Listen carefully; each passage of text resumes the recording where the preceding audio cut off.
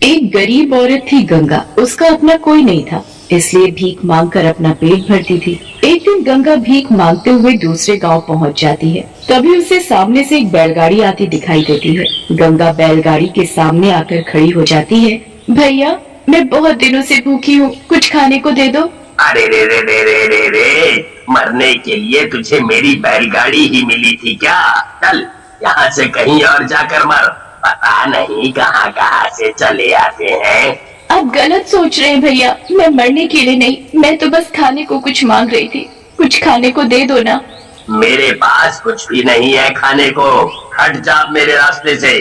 अच्छा, खाने को नहीं है तो कुछ पैसे ही दे दो, मैं उनसे कुछ खाने को खरीद लूंगी। तू ऐसे नहीं मानेगी। रुक, अभी बताता हूँ तुझे। रामपाल गंगा को बैलगाड़ी से धक्का देते हुए आगे निकल जाता है। आज खाने को कुछ भी नहीं मिला। बहुत कमजोरी महसूस हो रही है बिना खाए। एक बार और कोशिश करती हूँ। गंगा परमाल के घर का दरवाजा खटखटाती है। अंदर से एक 3-4 साल की बच्ची मेघना आती है। बेटी, मैं बहुत भूखी हूँ, कुछ खाने को दे दो। रूखा सूखा जो होगा मैं खा लूंगी।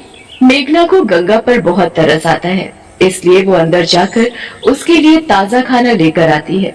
गंगा खाना देखकर बहुत खुश हो जाती है। जैसे ही वो खाने को अपने हाथों में पकड़ती है, वैसे ही मेघना की माँ झुमरी उसे देख लेती है और वो जोर जोर से चिल्लाने लगती है, बच्चा चोर, बच्चा चोर, अरे सुनो सब, देखो ये मेरी बच्ची को चुराने आई है। नहीं नहीं बहन, मैं बच्चा चोर नहीं हूँ। मैं तो गंगा की बात पूरी भी नहीं होती कि परमाल उसे नीचे गिरा देता है। मेरी बच्ची को हाथ भी लगाया तो तेरे हाथ काट डालूंगा। हमारे गांव में बच्चा चोरी करने आई है ना? पता और कितने बच्चे चोरी किए पहले तूने? मैंने कोई बच्चा चोरी नहीं किया, मैं तो भिखारिन हूँ, भीख मांगने आई थी यहाँ। गांव के सभी लोग गंगा को लाठियों से मारने लगते हैं। गंगा खून से लथपथ हो जाती है और तभी मर जाती है। शायद ये मर चुकी है। इसके किए की सजा इसे मिल चुकी है। चलो सब मिलकर इसे जंगल में फेंक आते हैं। सभी गांव वाले गंगा को जंगल में फेंक आते हैं। गंगा के शरीर से खून बहने की वजह से उसका पूरा शरीर चींटियों से भर जाता है। थोड़ी ही देर में सभी चींटियां उसे नोच नोच कर खा जाती हैं। अब तो बस उसका कंकाल ही बचा था। तभी गंगा चुड़ैल बन जाती है। जिन लोगों ने मेरी ये हालत की है, मैं उनको नहीं छोड़ूंगी। उन गांव वालों ने मेरे साथ सही नहीं किया। एक रोटी के लिए मुझे कितना मारा। अगर मुझे एक रोटी दे देते पेट भरने को, तो उनका क्या चला जाता। चुड़ैल एक बड़ी सी चींटी में बदल जाती है, लाल लाल आंखें और बहुत खतरनाक दिखने वाली। चुड़ैल चींटी वहाँ से सीधा गांव में जाती है। गांव में सब अपने अपने काम में व्यस्त थे। तभी चुड़ैल चींटी बंसी को अपने दोनों हाथों से उठा लेती है। ये क्या बला है? दिखने में ये बहुत खतरनाक चुड़ैल जैसी है। अरे अरे, कोई मुझे बचाओ इससे, नहीं तो ये मुझे मार देगी। किसकी हिम्मत है जो मुझसे तुझे छुड़ा कर ले जाए, है? अब तुम मरेगा। वहाँ चारों तरफ गांव के सभी लोग इकट्ठा हो जाते हैं, पर सभी चुड़ैल चींटी को देखकर बहुत डर जाते हैं। अरे छोड़ दो उसे, उसने तेरा क्या बिगाड़ा है जो उसे पकड़ लिया तूने? छोड़ दे, जाने दे उसे, जाने दे। तभी चुड़ैल चींटी को बहुत गुस्सा आता है। चींटी बंसी को अपने मुंह तक ले जाती है और उसे जगह जगह काट खाती है। फिर उसके हाथ पैर उसके शरीर से उखाड़कर इधर उधर फेंक देती है। बंसी बेचारा चीखता रहता है, पर उसकी मदद के लिए कोई भी आगे नहीं आता। गांव वाले मिलकर उस चींटी को लाठियों से मारने लगते हैं, इसलिए चींटी को वहाँ से जाना पड़ता है। चींटी के जाते ही गाँव में दहशत सी फैल जाती है। अभी तो हमने उस चींटी को भगा दिया है, पर मुझे लगता है वो वापस जरूर आएगी हमला करने। उसने बंसी की क्या हालत कर दी। अरे इतनी बड़ी और भयानक चींटी आखिर आई कहाँ से? ऐसी विशाल चींटी मैंने पहले कभी नहीं देखी। तुमने क्या? हमने भी कभी नहीं देखी। मेरे बच्चे उस चींटी को देखकर बहुत डर गए हैं। वो घर में जाकर छिप गए हैं, अब वो बाहर भी नहीं निकलेंगे। बंसी के शरीर के सभी टुकड़े उठाकर उसके परिवार वाले उसका अंतिम संस्कार तो कर देते हैं, पर अगले दिन वो चुड़ैल चींटी फिर से गांव में घुसकर हमला कर देती है। मैं वापस आ गई हूँ। मैंने पहले ही बोला था कि मैं वापस जरूर आऊंगी। लो, आ गई मैं। चुड़ैल चींटी लोगों को मारने लगती है, उन्हें नोच नोच कर उनका बुरा हाल कर देती है। पूरे गांव में अफरा तफरी मच जाती है। सभी अपनी अपनी जान बचाने के लिए इधर उधर भागने लगते हैं। कोई फायदा नहीं भागने का या छुपने का, क्योंकि मैं घर में घुस कर भी तुम लोगों को काट खाऊंगी।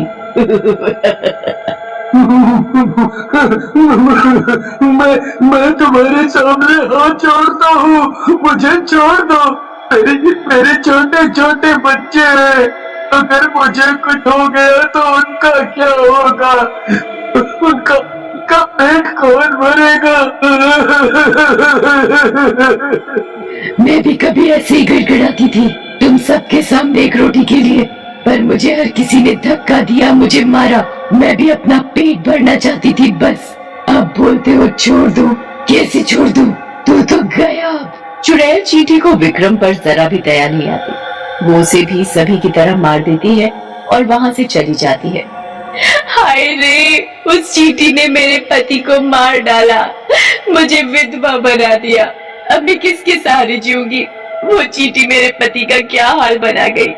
मेरे पति ने उसका क्या बिगाड़ा था जो उसने मेरे पति के साथ ऐसा किया। बहन चुप हो जाओ, यहाँ किसी का पति मर गया है तो किसी की पत्नी, किसी का बच्चा तो किसी की माँ, सभी दुखी हैं यहाँ। अपने आप को संभालो, अब इन बच्चों की माँ भी तुम हो और बाप भी, तुम्हें ही देखना है बिन्हें। वो चींटी रोज गांव में आती है और कितने लोगों को मार कर चली जाती है। ये सब कब तक चलेगा? ऐसे तो हमारा गांव पूरा बर्बाद ही हो जाएगा। हम कब तक ऐसे ही अपनी आंखों के सामने अपने ही परिवार को मरता हुआ देख सकते हैं? बताओ। बात तो तुमने बिल्कुल सही कही, पर किसी ने सोचा कि वो चुड़ैल चींटी कहाँ से आती है और कहाँ जाती है? वो आखिर ऐसा क्यों कर रही है? इसके पीछे जरूर कोई बड़ा राज है। अब क्या राज है हमें कैसे पता चलेगा? जब से वो चुड़ैल चींटी ने गांव में आना शुरू किया है, तब से सभी ने अपने घरों से निकलना बंद कर दिया है। पहले तो वो रोज आती थी, पर अब वो कभी भी गांव में घुस आती है। ऐसे राज का पता लगाएं भी तो कैसे लगाएं? तभी जयप्रकाश भागता हुआ वहाँ आता है। क्या हुआ जयप्रकाश भाई, इतने डरे हुए क्यों दिख रहे हो? और तुम भागते हुए क्यों आ रहे थे? क्या बात है, बताओ। मैंने वहाँ जंगल में एक पेड़ के नीचे किसी इंसान का कंकाल देखा। उसके आसपास बहुत सी चींटियां मंडरा रही थी। बस उसे देखकर ही डर गया मैं। क्या तुम्हें पता नहीं कि वो कंकाल उसी बच्चा चोर औरत का है जो गांव में हमारे बच्चे चुरा कर ले जाती थी? उसे हमने ही मारा है और उसे वहाँ जंगल में हमने ही फेंका था, क्योंकि उसे हमने रंगे हाथों पकड़ लिया था बच्चा चोरी करते समय। आपस में सभी बात कर ही रहे होते हैं कि तभी वहाँ वो चुड़ैल चींटी आ जाती है। उस औरत के साथ तुम सबने अच्छा नहीं किया। उसकी बात सुने बिना ही तुम सबने उसे कितना मारा। एक औरत पर हाथ उठाकर तुम सबको शर्म नहीं आई? वो तो बस अपना पेट भरने के लिए भीख मांगने आई थी। तुम्हें इतना सब कैसे पता? इस बात को किसी ने गांव से बाहर भी जाने नहीं दिया।